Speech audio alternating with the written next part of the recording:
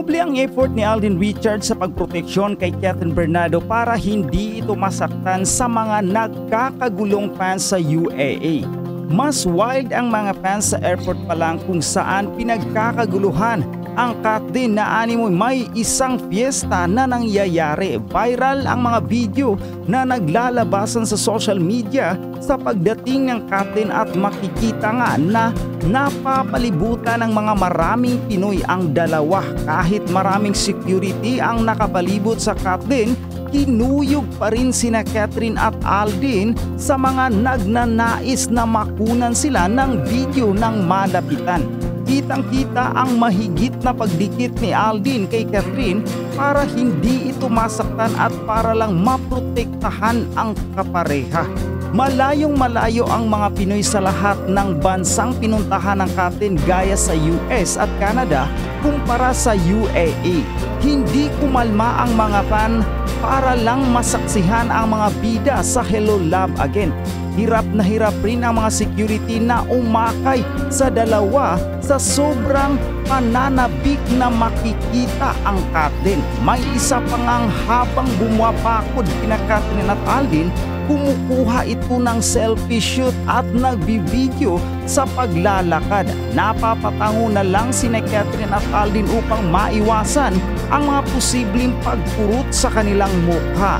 Nang lumuwag-luwag, napangiti na lang ang dalawa at umaway sa mga naghihintay sa kanila. Siguradong nabulabog ng todo di lang ang mga airport staff, pati na mga manlalakbay dahil sa komo ng mga Pinoy sa presensya ng Kathlyn. Aasahang mas dudumugin ang mga sinihan na binisitahan ng magka-love team. Alden Ratchado sa block screening. Ito ba sa Santa Rosa, hindi ba? Na nakakaloka, hindi kasama si Catherine. May ganap yata si Catherine hindi ba? Pero nakita ko na talagang ganun pa rin, kahit wala si Catherine, si Alden ganun. Siyempre naman, di ba? Teritoryo niya yun hindi ba? Tahanan niya, tahanan niya yun. Ang daming tao na nandoon. At napansin ko na hindi mga unruly yung mga fans. Behave siguro. Behave. Hindi sila, kumakaway-kaway lang sila, tumitili-tili. Merong mga humahabol pero dahil nga marami rin security. Pero hindi talaga ganon. Hindi katulad ng mga panahon ng mga guy and tip. Talagang hindi totoo yan talaga. Guy and tip na naman? Yotot at saka Monching. Yung mga panahon Cheryl at saka Romnick. Grabe talaga yung mga fans talaga, humuhugos talaga ng bonggang-bongga. Ikaw ba, ano napansin mo? Hindi, kasi feeling ko, ito yung mga dati niyang kaklase, mga kaibigan niya Chumika talaga. Ka muna at kulang ako sa lipstick. Kaya nga, nakita ko nga, tsaka parang meron kang liquid na lumalabas sa jilong mo. But anyway,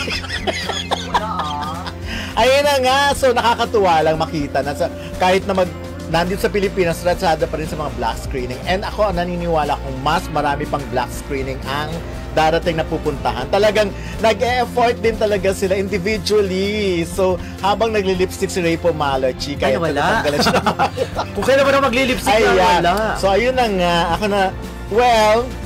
Ako na-expected ko yan na meron silang mga kanya-kanyang black screening din na pupuntahan. Pakita nyo naman si Ray Pomalochi habang nagli-lipstick. Meron siyang lipstick tutorial. Ayan. So, hindi pa rin kaya kabugin yung lipstick ni Don Don. Pero yun na nga, tsaka yung kilay, di ba? Plaka. Asa na ba?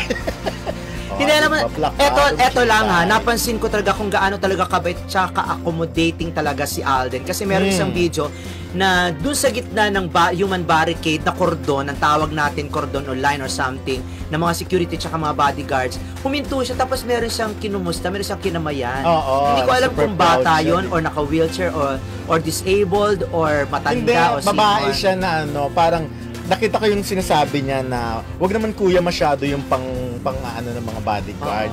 Kasi talaga, nung nakita nga siya, di ba, nilapitan siya, binayaso pa nga siya, niyakap nga siya. Alam mo, walang pinag-iba, no? Walang pinag-iba yung pagiging accommodating, yung pagiging malapit ng Kathlyn sa mga Pilipino, sa abroad at saka dito. Only, kasi yung mga tao kasi sa abroad, sila, konti lang naman, hindi katulad kasi dito na marami. So, ganun din, kapag may pagkakataon, lumalapit sila at nakakaloka talaga. Parang, alam nyo, pag natapos ang showing ng pelikulang to, hindi ko alam kung ano magiging reaction nyo na, kung ano magiging feeling nyo. Baka magkaroon kayo ng sepangs. I'm sure naman ngayon pala may Separation mga sepangs agad anxiety. Ang dami nagtatanong, paano yan? Wala na silang pelikula, wala na silang promotor. Anong gagawin na nila? Hindi na natin sila makikita palagi.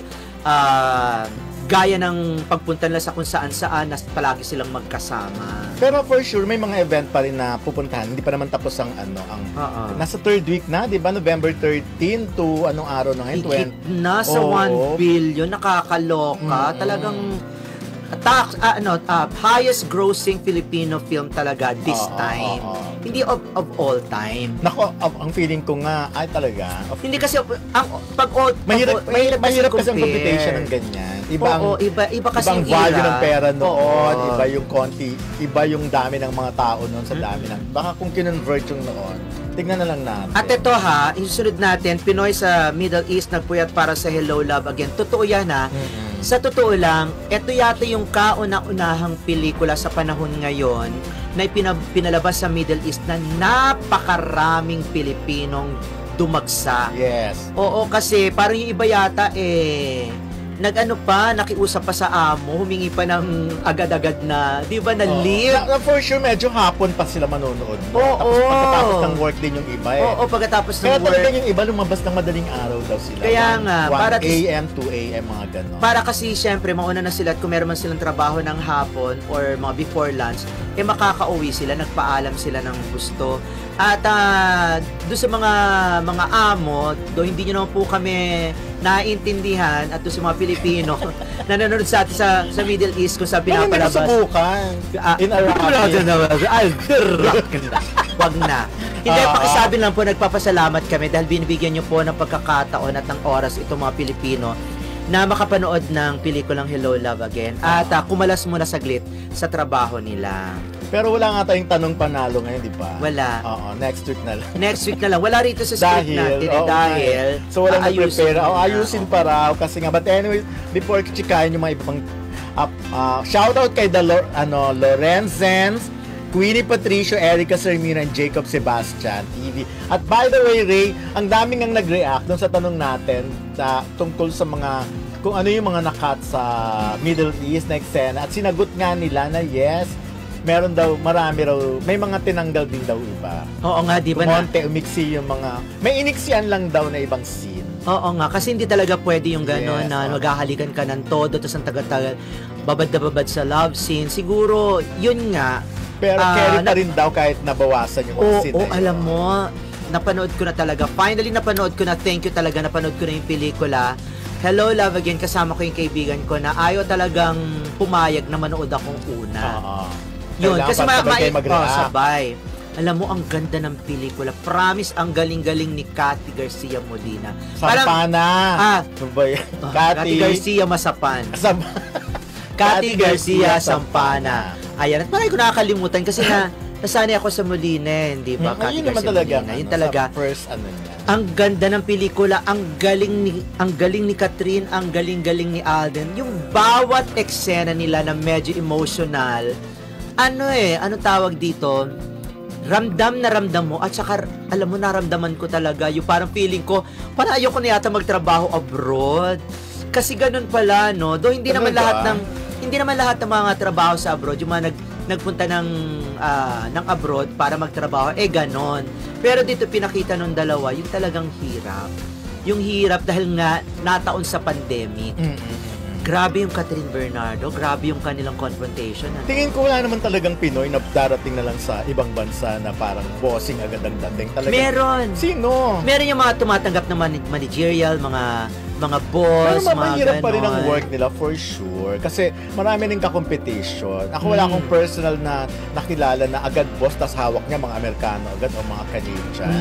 Matindi, medyo mahirap. Kasi meron nga akong kaklase ko nga nung high school na dito, manager na maganda yung position. Pagdating sa ibang bansa, medyo nag-start uli siya. Paunti-unti yung pag-akyat. Kasi yun, kung ikaw yung doktor dito, tapos hindi ka licensed Yes. doctor doon, well, hindi ka pwede makapag-practice ng profession mo. So unless Kailangan mo mag-aaral ka muna and then magte-take ka ng exam. Parang ganun nga yung kay Catherine na character dito. Oo. Kailangan nurse siya, kailangan niya sa New York kailangan niya mag-aral. bla, bla. Oo, ganon. At saka simula pa lang, di ba, ay...